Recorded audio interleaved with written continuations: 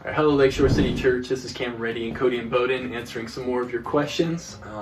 Our question for right now is, Cody, since Christianity proclaims to be exclusive, does that mean that all other religions who deny Christ will go to hell? Yes, and it's not popular to say that, but the answer is yes. And it's because everyone sinned against God.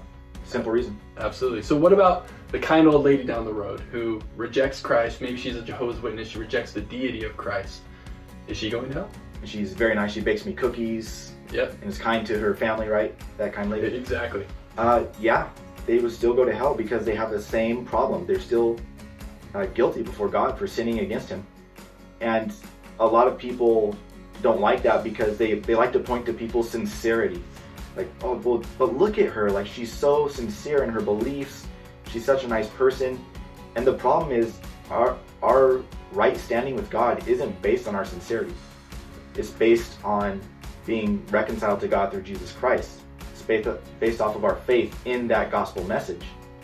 So it's not the level of sincerity or the level of our faith that justifies us.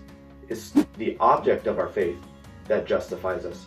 So in a Christian sense, it's Christ that justifies us and reconciles us to God. So even if we have a small faith, that faith, if it's in Christ, is enough to bring us into a right standing with God. But if the object of our faith is false, then it doesn't matter how sincere we are, because we're still placing our faith in a false thing or in a weak thing that can't save us.